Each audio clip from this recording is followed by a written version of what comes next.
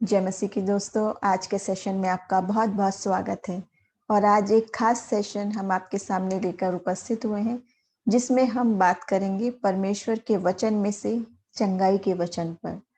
और आज ये खास और एक अलग हटके जो वीडियो हम तैयार करने जा रहे हैं, उसका विषय यही है जो हमने अपने जीवन में से भी देखा, और हम चाहेंगे आप सब भी जाने कि ये किस उद्देश्य से ये वीडियो बनाया गया है। इसमें सिर्फ वचन की बातें, वो ही वचन में जो लिखा हुआ है उसी बात को हम एक साथ उन सब वचनों पर ध्यान करेंगे, उन सब वचनों को स्मरण करेंगे। और क्योंकि हम यकीन करते हैं कि बाइबल जो है वो पवित्र आत्मा की अगुवाई से लिखी गई किताब है, जीवित सामर्थी वचन है और हमारे जिंदगी में बहुत काम करता है। तो आज जो लोग बीमारी से जूझ रहे हैं, डरे हुए हैं, महामारी की बात है, घर में मृत्यु की बात है, शोक है, सताव है, दुख है, उस वक्त प्रभु का वचन हमें उत्साहित करेगा। उस वक्त प्रभु का वचन हमें हिम्मत देगा, ताकत देगा और हमारा हौसला बढ़ाएगा। और हम सब अपने अनुभव से जानते हैं, मैंने भी देखा है, मेरी भी व्यक्तिगत गवाही, आप भी जानते होंगे कि पिछले जिंदगियों में कोई ना कोई लम्हे ऐसे होंगे जब ये वचन हमारे लिए बहुत सामर्थी वचन थे। इन वचनों ने हमें जिंदगी दी, इन वचनों ने हमें मृत्यु की शोक से निकाला, दुख से निकाला, बीमारियों से चंगाई दी, सताव से निकाला और हिम्मत बढ़ाई। तो आज उन्हीं सब वचनों को हम संकलित सिर्फ यहाँ पर इस वीडियो में डालना चाहते हैं, खासतौर से अपने उन मित्रों के लिए जो इस समय पढ़ नहीं पा रहे हैं। कम से कम वो सुने, ये वचन बार बार चलाएं अपने घर में, अपने बीमारी के बिस्तर के नजदीक, और इन वचनों को धीरे धीरे समझें और जानें और उसकी सामर्थ ग्रहण करें। मतलब ये नहीं है कि इसको रटने से या इसको सुनने से, बार बार सुनते रहने से बात नहीं है। वचन क्या कहता है? वचन के सुनने वाले नहीं बल्कि उस पर चलने वाले बनो। तो ये सब वचन जो हैं वो चंगाई के हैं, वो सामर्थ के हैं, वो हमारी हिम्मत बढ़ाने के हैं। लेकिन हम जब इसे सुने तो उसको ग्रहण करें, उसको समझें, उस पर मनन करें, उस पर विश्वास करें और उसको क्लेम करें प्रार्थना में। और हम यकीन करते हैं कि ये वचन हमें बहुत हिम्मत देंगे, हमारा ढाढ़स बांधेंगे, हौसला हमारा बढ़ाएंगे। तो मैं शुरू करूंगी। शुरू में मैं 3 भजन संहिता में से 3 अध्याय पढ़ूंगी जो मेरे भी मन के बहुत करीब हैं और आप सबको भी बहुत लोगों के मन पसंद होंगे। वो बहुत ही हिम्मत बढ़ाने वाले हैं। 3 भजन संहिता के 3 हम चैप्टर सिर्फ पढ़ेंगे, उसके बाद हम चंगाई के वचन पढ़ेंगे और उसको समझेंगे और उसको अपनी जिंदगी में ग्रहण करेंगे, उस पर यकीन करेंगे और अपनी जिंदगी में वाकई में चंगाई को देखेंगे। क्योंकि ये वचन जीवित वचन है, जिसमें तब भी वही सामर्थ थी और आज भी वही सामर्थ है। तो मैं सबसे पहले पढ़ना चाहूंगी भजन संहिता, उसका 23 अध्याय। यहाँ इस प्रकार लिखा है, यहोवा मेरा चरवाहा है, मुझे कुछ घटी ना होगी। वो मुझे हरी हरी चराइयों में ले जाता है, वो मुझे सुखदाई जल के झरने के पास ले चलता है। वो मेरे जी में जी ले आता है, धर्म के मार्गों में वो अपने नाम के निमित्त मेरी अगुवाई करता है। चाहे मैं घोर अंधकार से भरी हुई वादियों में होकर चलूं, तो भी हानि से ना डरूंगा, क्योंकि तू मेरे साथ रहता है। तेरे सोंटे और तेरी लाठी से मुझे शांति मिलती है। तू मेरे सताने वालों के सामने मेरे लिए मेज बिछाता है। तूने मेरे सिर पर तेल मरा है, मेरा कटोरा उमड़ रहा है। निश्चय भलाई और करुणा जीवन भर मेरे साथ साथ बनी रहेगी और मैं यहोवा के धाम में सर्वदा वास करूंगा। दूसरा वचन मैं पढ़ूंगी, भजन संहिता 91। वो इस प्रकार है, जो परम प्रधान के छाए हुए स्थान में बैठा रहे, वो सर्वशक्तिमान की छाया में ठिकाना पाएगा। मैं यहोवा के विषय कहूंगा कि वो मेरा शरण स्थान और गढ़ है, वो मेरा परमेश्वर है, मैं उस पर भरोसा रखूंगा। वो तो तुझे बहेलिए के जाल से और महामारी से बचाएगा। वो तुझे अपने पंखों की आड़ में ले लेगा और तू उसके पैरों के नीचे शरण पाएगा। उसकी सच्चाई तेरे लिए ढाल और झिलम ठहरेगी। तू ना रात के भय से डरेगा और ना उस तीर से जो दिन को उड़ता है, ना उस मरी से जो अंधेरे में फैलती है, और ना उस महारोग से जो दिन दोपहरी में उजाड़ता है। तेरे निकट 1000 और तेरी दाहिनी ओर 10,000 गिरेंगे, परंतु वो तेरे पास ना आएगा। परंतु तू अपनी आंखों की दृष्टि करेगा और दुष्टों के अंत को देखेगा। हे यहोवा, तू मेरा शरण स्थान ठहरा है।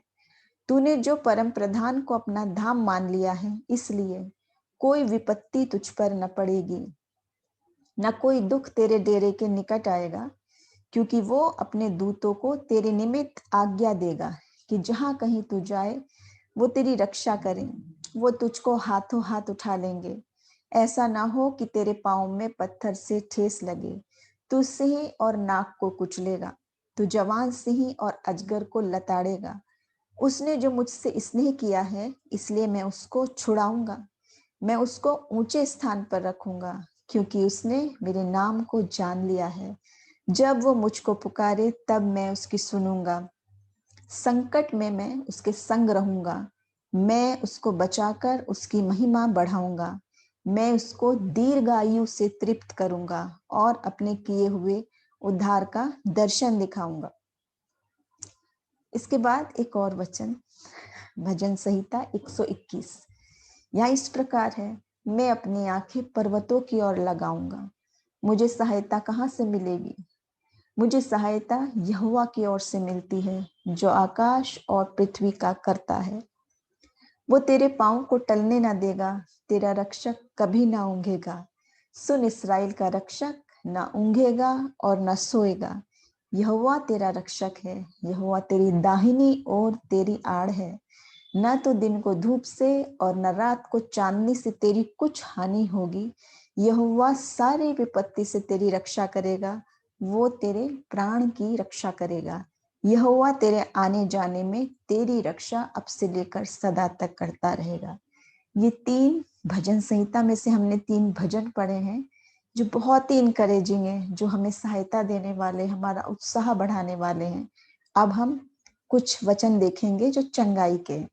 अगर आप या आपके प्रियजन बीमारी से गुजर रहे हैं, जिंदगी की आशा रखते हैं, चंगाई चाहते हैं, तो ये वचन बहुत इनकरेजिंग वचन है। इन्हें सुने, बार बार समझें, अपने चला के इसको बार बार सुने उन वचनों को, क्योंकि वो हमें जिंदगी में पॉजिटिव एनर्जी देते हैं, हमारे विश्वास को बढ़ाते हैं, हमारे डर को दूर करते हैं। जब हम जानते हैं कि प्रभु हमारे साथ है, सामर्थी है, जीवित है, चंगाई देने वाला है। तो वो कुछ वचन मैं आपके सामने पढ़ना चाहूंगी। पहला है यिर्मयाह 33 अध्याय और 6 वचन। देख, मैं इस नगर का इलाज करके इसके निवासियों को चंगा करूंगा और उन पर पूरी शांति और सच्चाई प्रकट करूंगा। एक और वचन यशायाह 53 और उसकी 5वां वचन।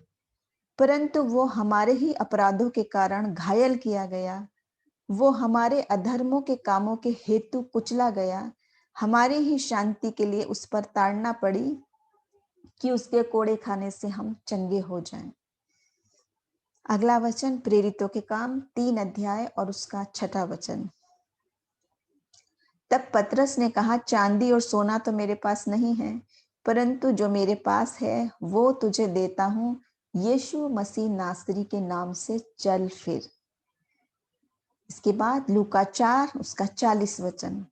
सूरज डूबते समय जिन जिन के यहाँ लोग नाना प्रकार की बीमारियों में पड़े हुए थे, वे सब उन्हें उसके पास ले आए और उसने एक एक पर हाथ रखकर उन्हें चंगा किया।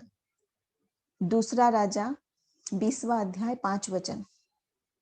लौटकर मेरी प्रजा के प्रधान हिजकिय्याह से कहे कि तेरे मूल पुरुष दाऊद का परमेश्वर यहोवा यूं कहता है कि मैंने तेरी प्रार्थना सुनी है और तेरे आंसू देखे हैं। देख, मैं तुझे चंगा करता हूं, परसों तू यहोवा के भवन में जा सकेगा। मरकुस 6:56। और जहां कहीं वो गांव, नगरों या बस्तियों में जाता था, तो लोग बीमारों को बाजारों में रखकर उससे विनती करते थे कि वो उन्हें अपने वस्त्र के आंचल ही को छू लेने दे, और जितने उसे छूते थे सब चंगे हो जाते थे। यिर्मयाह 17:14। हे यहोवा, मुझे चंगा कर, तब मैं चंगा हो जाऊंगा, मुझे बचा, तब मैं बच जाऊंगा, क्योंकि मैं तेरी ही स्तुति करता हूँ। लूका 6:19। और सब उसे छूना चाहते थे क्योंकि उसमें से सामर्थ निकलकर सबको चंगा करता था। यूहन्ना 5 उसका 8 से 9 वचन। यीशु ने उससे कहा, उठ, अपनी खाट उठाकर चल फिर। वो मनुष्य तुरंत चंगा हो गया और अपनी खाट उठाकर चलने फिरने लगा।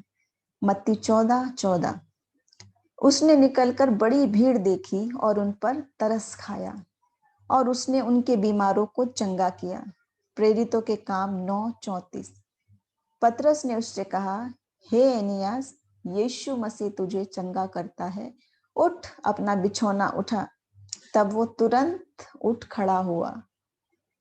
लूका 7 उसका 13 से 15 वचन।